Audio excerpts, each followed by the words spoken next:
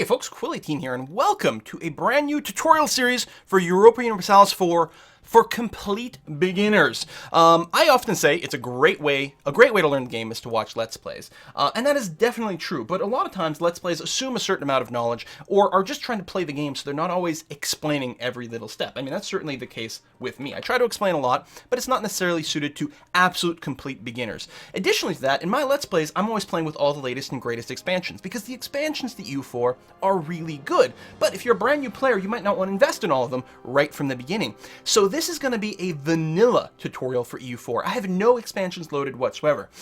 If you're trying to follow at home and you do have expansions, that's probably going to be fine. But if you want the exact same experience, when you launch the game, when you initially double click on it in Steam or whatever, and you get that window that comes up, there's a tab for DLC. If you click on that, you can go and deselect all of the expansions. You can leave the visuals and the music and whatever, but you can deselect all the actual expansion DLCs, and then you'll have exactly the same experience as me. Let's get started. Let's go into single player, and we're going to kickstart things. We are going to be playing as Castile in this tutorial. It's a great beginner's nation. We'll get into that soon, but let's take a look at the world map. So you can move around, obviously, with the middle mouse button by clicking and dragging, and you can scroll in and out. Every single colored blob on this map is someone you can play. And your gameplay experience is going to be dramatically altered based on which nation you pick. Because one of the things to remember about EU4 is the countries are not balanced to one another. If you play as Ulm, a one-province minor nation here in the middle of Germany, you're going to have a very different experience than if you're playing as a big nation like Castile or France or perhaps Sweden, for example. Very, very different gameplay experience, and you're going to be a lot more hard-pressed to go and, conquer huge areas of the world because you're going to start off a lot smaller and a lot less powerful. But the whole thing with EU4 is there's not a victory condition. There's not a way to win EU4.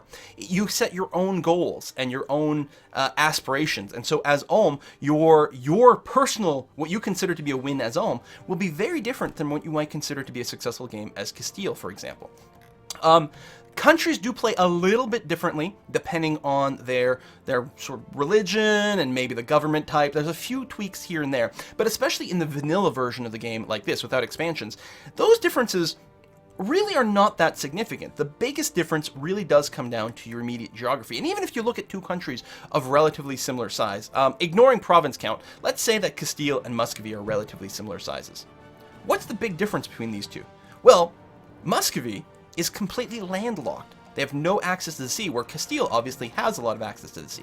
Not only that, Castile's quite close to the New World, which means that playing a colonization game becomes an option for Castile. So as Castile, you're going to be doing naval stuff, you're going to be doing colonizing stuff. You're also going to do a lot of trade stuff, because trade is very highly tied into naval things. Whereas as Muscovy, you're not going to do any of those, which is why one of my first tutorials is actually as Muscovy. I still think Muscovy is an excellent starting nation, very focused gameplay, really lovely, and you can ignore a lot of things. But Castile's going to be great fun as well. So, your immediate geographical situation will affect your gameplay a lot, as well as your neighbors. Are your neighbors very big and powerful? Are your neighbors going to be friendly or not? As Muscovy, you actually border some hordes. Different religions, different government types, and obviously very aggro. Very different experience than over here. Or, anywhere in the world. It's going to feel very different. So, to select our gameplay, you just click on a country. You can click on any country you want.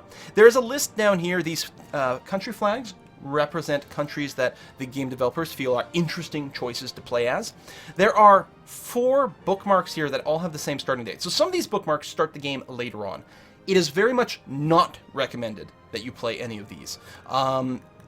As the game has progressed and has evolved and gotten more patches, which is one of the reasons I'm doing this tutorial again. The tutorial I did as Muscovy was ages ago, and the game has changed a lot since then. But as these patches have come out, these other bookmarks haven't really been updated the same way. They're really kind of wonky and unbalanced. Almost everyone plays the starting bookmark almost exclusively. This is as early as you can start. It also gives you the most gameplay. It's definitely recommended. The 11th of November, 1444, absolutely the thing recommended. There are 4 versions of that. That happens if you click on one of them is it just sends you, it just gives you a different recommended nations. So this is Empires of the Sand, so these will be African nations. We got the First Nations over here, Kingdoms of the East over here. Just a different set of recommended nations, but it's exactly the same bookmark, and you can, no matter what bookmark you're on, you can play as any country you want. You can click, there you go, now I'm going to be playing as Yemen, for example. That's it. But here we're going to be playing as Castile. So let's go ahead and jump right in. Actually, before I do this, There's an option over here in the options. Leaving these as a default is perfectly fine. There's one option here for using dynamic province names that may or may not cause confusion for you when you're starting off. Basically, with this, provinces will get renamed based on what country owns them. The provinces will be called whatever is appropriate in that language. It adds quite a bit of flavor, could lead to a bit of confusion if you're a new player, so if you don't like that, you may want to turn that off. But other than that, I'm going to leave everything. I think these are all the defaults. I'm not sure. I certainly haven't fiddled with these to my knowledge, so I think they're the defaults. So yeah, so when we hit play, we do get a choice here of whether we're playing normal mode or Iron Man mode. Normal mode simply means you can save, you can have multiple saves, and you can reload one of those saves whenever you want. In Iron Man mode, you can't manually save. The game gets auto-saved all the time, and you can never go back to a previous save point. So if you make a mistake in Iron Man, it sticks. Iron Man is a lot of fun. Iron Man's also the only way you can earn achievements, whereas in normal mode, you don't get achievements. For video making purposes, I just play in normal mode because sometimes I have to rewind. So I'm gonna go ahead and hit play over here, and we're gonna get started.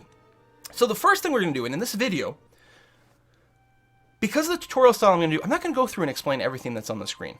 Okay? I mean, there's a few things. Over here, we can see we've got our current date. It's also our time control. This is how we pause and unpause the game. The game is played sort of a real-time game. I mean, if you were to pause, then days would just advance on their own. It's not like Civilization, which is turn-based. Internally, it sort of has turns in that every day in here is kind of a turn. But of course, this simulates 400 years of history, so that's a lot of turns. In addition to that, most things you'll want to do take multiple turns. Moving an army takes multiple days. Sending diplomats takes multiple days to make the round trip, so that sort of thing. But because you can pause whenever you want, it's not a Twitch game. Just, you can take your time. You can read things and you can make decisions that way. So there's a bunch of stuff going on the screen, and I'm going to try to present them organically as we have to deal with them. Okay? If we're going to start off, we're just going to try to get a sense about our immediate diplomatic situation. Who are our neighbors? How big are they? How scary are they? Well, right away, so let's take a look at Castile. You should, by the way, normally be in this political map mode. These buttons here may be different from you than they are for me, but the first few should be the same. You should have a button here for terrain map mode, which just makes the map look, I don't know, kind of pretty, I guess, but not particularly helpful for gameplay. The second button is the political map mode, and that's where we're going to be spending almost all of our time, because it colorizes all the nations and makes it clear to see who's where. Here's us. We are Castile over here. We are the biggest part of Iberia, and we are the country that very traditionally will form Spain later on in EU4, but we can't quite form Spain right now. We have Portugal to our west. Portugal pretty much in the same position as is in modern days over here, as far as I know. I'm definitely not a geography expert, but, somewhere around here is pretty good. Castile and Portugal can very much be friends throughout the entire game. We'll get into those reasons why. Playing as Portugal is also a really good starter nation, and one of the things you can do if you play as Portugal is Castile should be your friend through the entire game, which means you have a big giant buddy protecting you from all threats, and then you just go and play this sort of naval colonial game over in the New World, for example. So that's Portugal, but as Castile, Portugal, we can be friends with, or we can decide maybe we want their territory. We'll make that up our mind there later on. We've got Granada to our south. Now, we'll find out some interesting things about Granada in that they are not of the same religion. Most religions in Western Europe are Catholic, and we can find that out. There's a religious map mode. It should be on your little toolbar here. If it's not, because you can customize all these buttons, you can use these 4 buttons over here. These are sort of menus of all available buttons. If we click on the political map mode, these are all the different political map modes we can open up or use, and religious is one of those. Let's click on that. So this colorizes the world based on religion. We can indeed see that Western Europe is currently all Catholic. Later on in the game, the Protestant Reformation will kickstart, and that will shake things up really dramatically in Europe. And then later on, we also get the Reformed religion that pops up over here. That will shake up Europe really dramatically.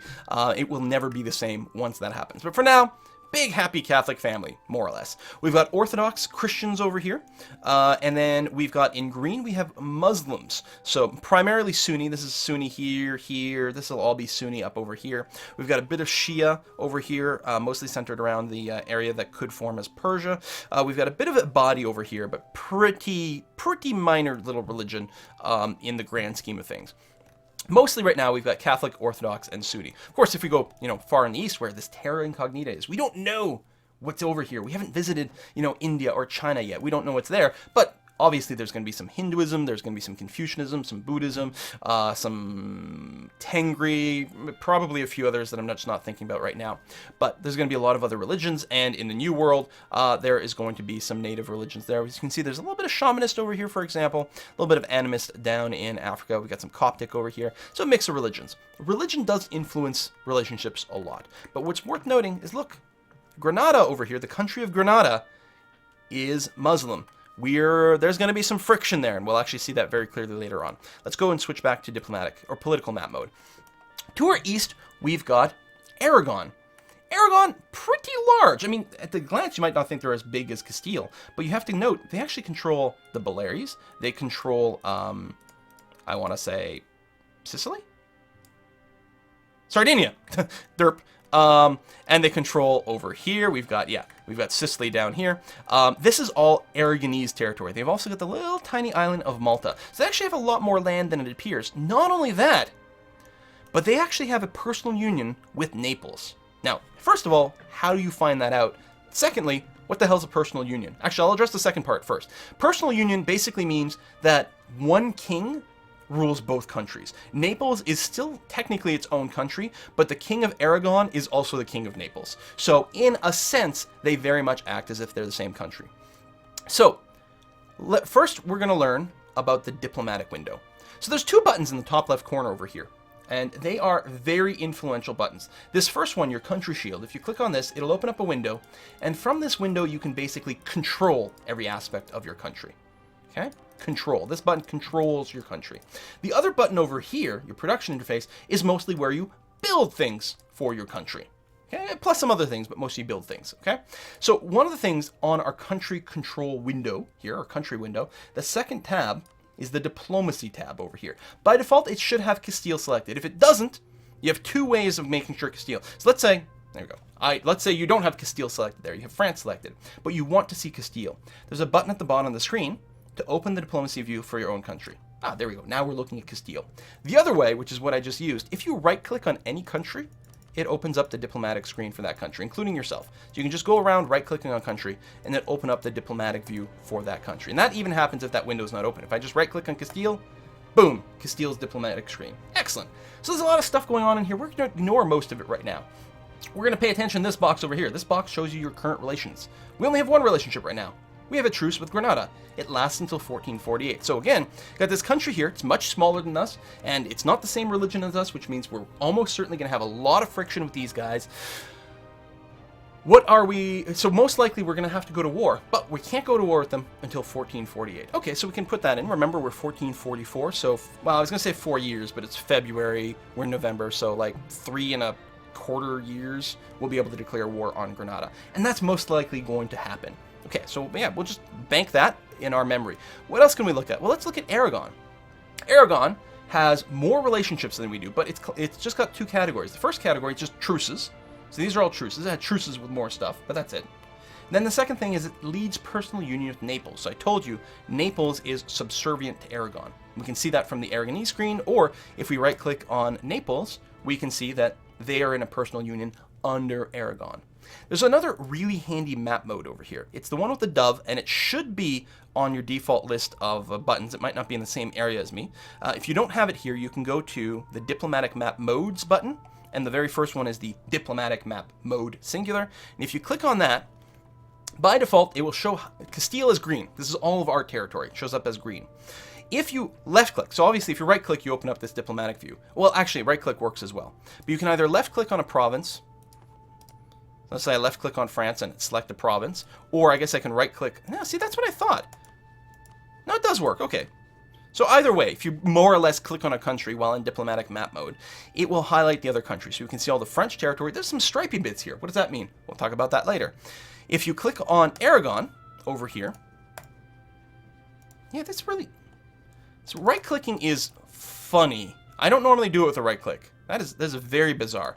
Normally what I do is I just left-click on a province. There we go. So it selects a province in Aragon. It highlights Aragon in green and shows you Naples in, I call that teal, I guess. And that shows you that Naples is subservient to Aragon. It is either a vassal or in a personal union, which is basically the same. Belongs to Aragon. So now we can see Aragon, yeah, quite big. Kind of on par with Castile. France we saw. What about Burgundy over here? Burgundy's got a lot of bits going on. Burgundy has a bunch of countries that are subservient to it, either as a vassal or a personal union. So Burgundy is basically all this territory. In addition to that, they have an alliance with Brittany. That's what that blue color means. And again, I can see that if I just right-click on Burgundy to open up their diplomatic map mode, I can see they have a truce with Brittany, they're allied with Brittany, they lead personal unions with 3 countries, and they have a vassal. And you're going to want to do a lot of that to try to get a sense of your neighbors and how powerful they are early on in the game. That can tell you who you might want to be friends with and who you might be enemies with. Now, you might choose enemies simply based on what your expansion goals will be. Like, for example, we probably want to conquer Granada. Actually, there's lots of reasons we want to conquer Granada, but we'll be looking at that going forward. We might want to conquer Navarra. They're tiny. They're microscopic. Let's right-click on them. They have no alliances whatsoever. We might want to declare war on them. There's one gotcha. You can't declare war for the first 30 days of the game.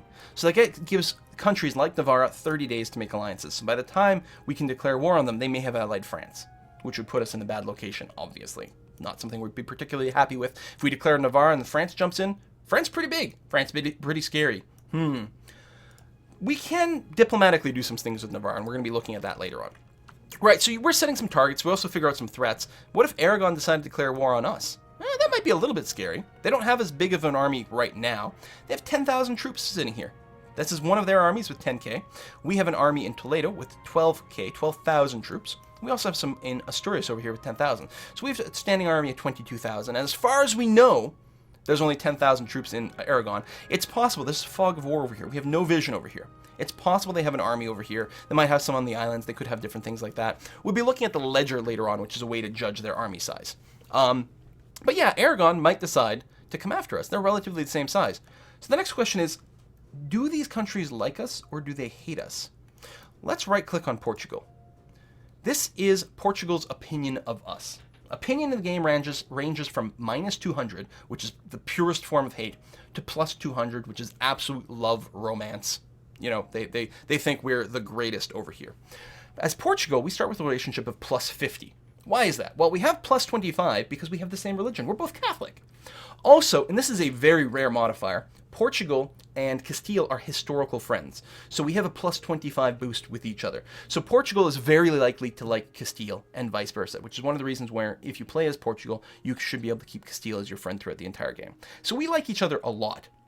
In fact, we have enough. This little heart over here says that Portuguese attitude towards us is friendly. Well, that's pretty good. Let's take a look at France. France, in the game I am playing, which may be very different from the game you are playing, currently likes us +25. You know, they're okay. We have the same religion, but you notice their attitude is neutral towards us, you know, as opposed to being positive. You know, they like us okay. They don't hate us, but, you know, they don't particularly care for us either. We could probably make a change there. In your game, France actually may hate you a lot. And in my game, Aragon hates me a lot. -84. And we can mouse over this to see the modifiers. We have the same religion. That's good. We even have the same dynasty. We technically have the same last name. We're related to each other. Shouldn't we be friends? Aragon has rivaled us. They have declared to the world that they are directly opposed to our interests. Rivals in the game, that's something we can assign. Actually, we have a flag here. These flags are reminders of things that we might need to deal with. And in particular, we have a red one saying we have too few rivals. Okay, if we click on that, it opens up our diplomatic screen. And we can see our rivals here. We have no rivals selected. We have 3 slots. You always have 3 slots for rivals. Well, unless there aren't enough options, but let's ignore that. We have 3, we can declare 3 rivals in the world. Also, we can see who has declared us to be their rival. And you can see Aragon right here. That's the red and yellow stripy shield. That's Aragon. They have rivaled us, so they are our enemies. They hate us, and there's really nothing we can do to fix that. Rivalries can break later on in the game, but generally speaking, no. Who else hates us? Burgundy hates us, that's over here, and England hates us. In your game, and this is semi-randomized, when you play, England is very frequently here, France is very frequently here, and then usually the last one is going to be either Burgundy or Aragon. It's quite interesting here that France does not start off hating us, which opens up the possibility we might be able to make friends and in fact ally France, which would be pretty potent. If we could ally France, then Aragon really can't declare war on us anymore because they would get stomped. And in fact, if we make good enough friends with France, they might join our war if we declare an Aragon. So if you're allied with someone, they'll almost always defend you if you get attacked. If you declare war, allies may or may not come and join in. Luckily, you will be able to tell whether they will join the war on your side if you declare war ahead of time. So you'll have that information. So we have to set some rivals. And the reason you set rivals is because if you rival someone, you have an easier time doing aggressive things against them. Not only that, but if you successfully do aggressive things against your rival, sorry, I think I said ally. You want to rival people because you have an easier time doing aggressive things against your rival. And if you successfully do something aggressive against your rival, you will generate something called power projection. You will look more impressive on the world stage. People will take notice of you. So having rivals is very good. And it is one of the ways that causes that the drama sort of generates itself in the game. It's hard to be friends with everyone because, first of all, if we were trying to make friends with both, say, England and France, well, they hate each other.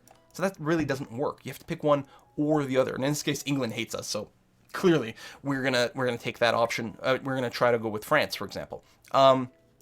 So it's you're gonna have to be aggressive towards some people and friendly towards other. And you want allies because you need friends in the world. So let's go ahead and set our rivals here.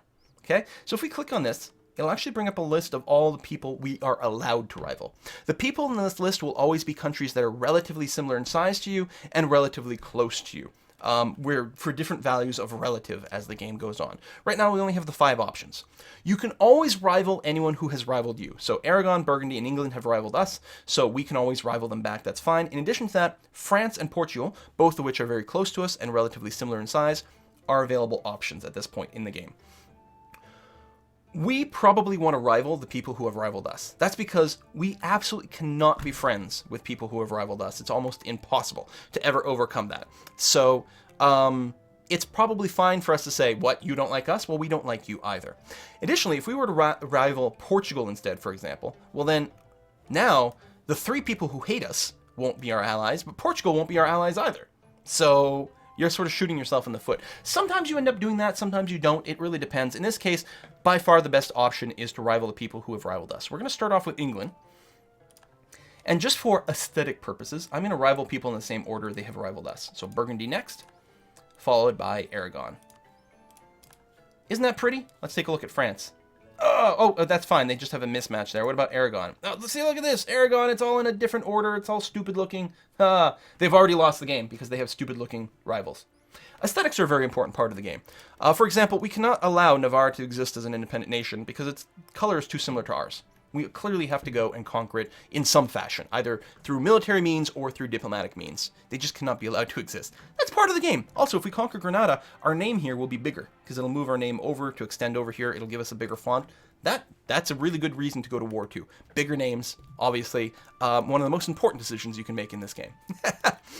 Speaking of decisions, let's look at one of these other flags here. We got a flag that says we don't have a mission selected. If we click on this, it'll open up our country management screen to this missions and decisions tab for us. Very convenient. You can always get there manually if you want, but that's just a shortcut. So it's letting us know we don't have a mission selected. We're going to ignore the missions for a second, actually look at decisions down here. These decisions are just things you can enable in your country that do usually very, very cool things. Now, when you can take a decision, you will get a little pop-up. You will get a little flag letting you know, hey, there is a decision available for you right now. Right now, we can't make any decisions. You can tell because these envelopes are sort of grayed out, right? There's no green check mark on any of these envelopes. These envelopes are the buttons to make them do things. So they're all grayed out. And we can find out why they're grayed out if we mouse over the question mark, which tells you the criteria for this decision. So to pass the active uniformity, we need an administrative technology of at least 8. We don't know what technology is yet, right? We haven't looked at that in the game. But it's like, okay, technology is usually something that advances over time. And so eventually, we'll presumably get to tech level 8 in administrative. Okay, all right, that's fine. And when we get there, we'll get a little notice that says, hey, you can pass a decision. And then we'll come here, and there'll be a green check mark. And if we mouse over this, we'll see what happens if we pass this decision. Castile will get active uniformity until the 2nd of January, 1821. That is when the game ends, by the way. So this decision will last until the end of the game. And until the end of the game, we get plus 1% missionary strength. For missionary strength, 1% is a lot. Because of the way the mechanics work, that is a lot of missionary strength. You can also mouse over the text over here to get a description about what this decision is. So later on, these decisions will come up. And again, we'll get pop-ups for this. The blue ones are sort of generic-y decisions. Most countries will get them. And the criteria to meet them is relatively easy. For this, Advancement of Religion Act, we just have to have a theologian. We don't know what that is yet. But, these are relatively minimal and uncomplicated decisions. What is this? Form Spanish nation militarily. These golden ones are very significant decisions. They either change your government type or literally change your country. Right now, we are playing as Castile. If we were to choose either one of these two, these Form Spanish nations options, the very first thing it tells you is that it will change your country to Spain. This will change your country to Spain if you make this decision. So instead of being called Castile, we'll be called Spain. It also has a variety of other bonuses over here, but it's quite neat. It'll also give us claims on all of Iberia and yada, yada, yada. It does a lot of things. And it changes our country name. For me, I'm a big fan. I will always take decisions all the time when it changes our country name because it's cool. Usually it has good bonuses. But one of the nice things about this is it gives you a direction. It's like, okay, that's a really big thing. I would like to do one of these two. So what are the criteria for this? There's a lot of criteria. You can see the little green star shows you things you've already met, and the red X's are things we haven't met. We know we'd need administrative technology of at least 10 before we can do that. Okay, so it's not going to happen today. But what else do we need? We need to own certain core provinces. We need to own Barcelona, Zaragoza, Valencia, and Granada. Where are those provinces? Well, if you ever are looking for things, there's a button down here, Find Provinces. The shortcut key is F. And we can go and type that in. So let's type in Zaragoza. There we go. Click on that, and it'll center the view and highlight it. In fact, we could mouse. Usually before I do the find, I zoom in a lot, and then I'll type in, let's say I type in Granada, and click on that. Oh, there it is. Makes it a lot easier to see. There's Granada. So Granada is one of the provinces we need. It's currently owned by the country of Granada. And Granada is that Muslim country, and they don't like us because we have differing religions. It's actually worth noting, Tunis is also Muslim, only has a -10 modifier. We have -10 because of different religions. With Granada, we have -20 because we're different religions and neighbors, plus some other modifiers. Yeah, so, okay, we know we're going to go to the war with them, and we know we need Granada as one of the ways we can form Spain. So it's like, okay, that puts that in your head. What else we got? We know we need to form Spain militaristically. We also need Zaragoza, Barcelona, and Valencia. That positions us against Aragon. Now, Aragon, we have rivaled each other. So we know conflict is going to happen with Aragon regardless. So, and we have specific goals. Well, if we go to war, clearly we're going to want to take these 3 provinces, maybe some others as well, but at least these 3 provinces we are going to want to take if we want to form Spain. Very cool.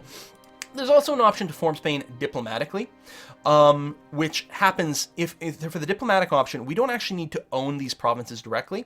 What we need to do is we have to have Aragon to either be our vassal or be in a personal union that governed by the ruler of Castile. That's the personal union. So if we can vassalize Aragon or personal union them, that will let us form it diplomatically. As it turns out, you can create a vassal through warfare. One of the things you can do when you win a war against someone is rather than just take some of their provinces, you can instead vassalize the whole country. They have to be below a certain size to do that. Aragon would be too big to vassalize in one go. Maybe if we chip away at them. One war we would take some territory away, and then another war maybe we vassalize them. I don't know. Playing as Castile, there's also an event that will trigger. Now, this is not something you necessarily would know without having experience of the game. But if at any point, Aragon and Castile have rulers of opposite genders, right? Right now, Juan is our Castilian king, obviously a dude. Aragon is King Alfonso over here. Okay, also a dude over here. But if at any point, in fact, Aragon, the heir of King Alfonso is Joan. Not Juan, but Juan. I don't know how you pronounce it. I don't into Spanish or into Catalan or into Portuguese or anything like that. But the heir to the throne of Aragon is a woman. And our heirs are all male, even though Enrique is the single most useless person. Ugh! We're gonna talk about Enrique later on and rage about how terrible he is later on. But if at any point there's this sort of gender mismatch, this event called the Iberian Wedding can fire off. And that can cause us to become married. which is very interesting. Well, we'll deal with that later on. There's a lot of events that can fire in the game. A lot of them may have different criteria that have to be met. Some are perfectly random. But yeah, that's something that can happen. So there's still hope. Okay, this video is getting a little bit long, and I think we've got a sense of our diplomatic situation now. We are going to make friends, probably with Portugal, and we're going to try to make friends with France. It'll be a little bit more work. Oh, we didn't finish talking about the mission. Derp, derp, that's what I want to do. So we talked about decisions, but these missions here. Okay. At any given point, you should have a mission selected. And what your mission will do is it will give you certain goals, and if you achieve those goals, you will get a bonus. So for example, improve our prestige. We don't know what prestige is yet. It's this value up here that does something for us. We'll explain it later on. And there's this decision. Now, these checkboxes are all lit up.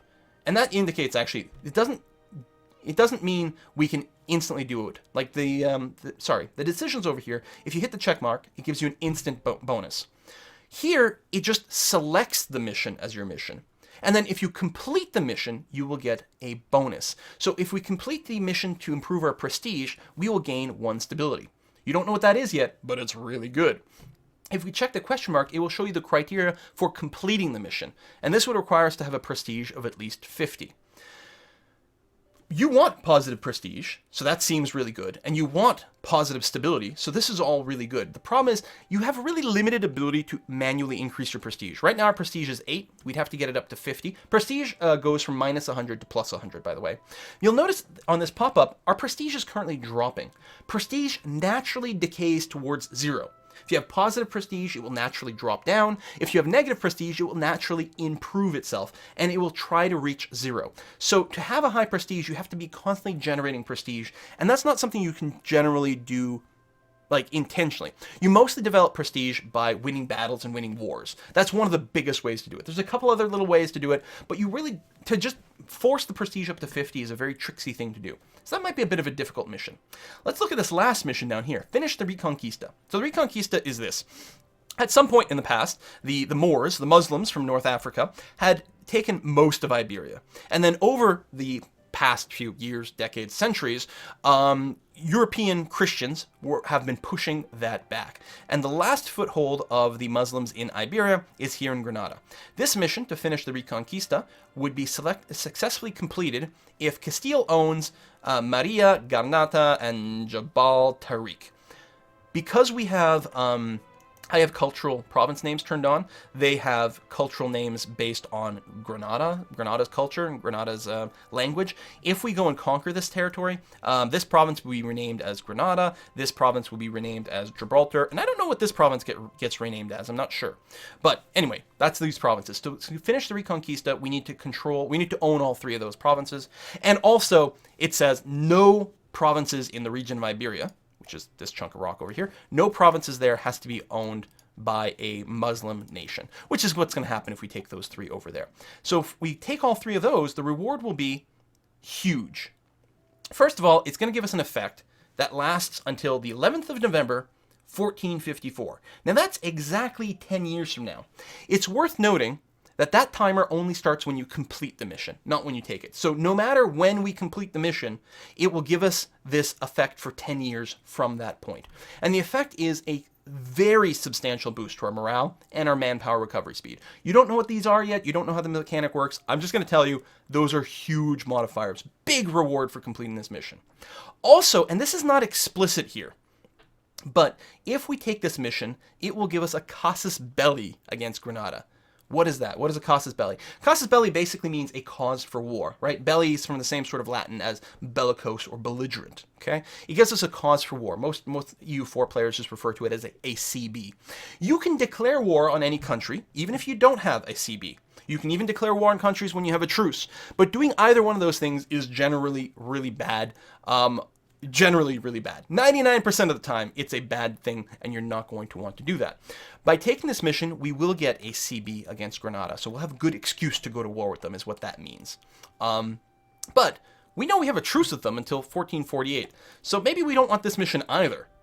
So we're going to be left with one more mission: solidify our papal relations. We are Catholic. Maybe we want to make friends with the Pope. Well, I like that idea. To do this, to complete this mission, we have to improve the Pope's opinion of us to 100. And the reward for it is we get more papal influence. We don't know any of these mechanics quite yet, but I will tell you, this is going to be a great first mission for us. We should be able to complete this with plenty of time to get to pick another mission, at which point the Finish the Reconquista should still be available, and so we could pick that as our follow-up mission, and we'll have plenty of time before the war starts. So let's take this mission, solidify our papal relations, and get that going on there. So you can see we have a mission. We still have the objective, get the Papal States Opinion Castile to at least 100, and we've got our reward. You can cancel a mission at any time. There's no penalty to doing so, except that you have to wait a year before you take a new mission. That's all. So you wait a year, you pick a new mission, done. So if you pick a mission, you're having a really hard time completing it, just feel free to cancel it and then take another one in a year. That's going to be fine. Okay, so we're going to stop that now. We've got our initial setup. We know who our opposition is going to be. We know Aragon hates us. There's going to be some friction there. Also, we know Granada and us, we cannot coexist. Granada has to be conquered by us at some point. So we have a general plan. We know we're going to need some allies, especially against Aragon here. It would be nice if we can ally France, although we'll explore next time why that might be a little bit tricksy. Papal State, we know we're going to want to suck up to them to complete that mission. Also, we know Aragon controls Naples. Wouldn't it be handy to have the Pope on our side for whenever war breaks out there? Because then the Papal States and Naples can keep each other busy while we just focus on Aragon itself. Ooh. Are we starting to develop a little bit of a scheme here? I think we are. So in the next episode, we're going to start sending out diplomats. We're going to actually build up these relationships. We're going to see about getting alliances. We're going to see about getting royal marriages. We're also going to look at moving our military around a little bit and our ships around a little bit as well. Thanks for watching. See you next time.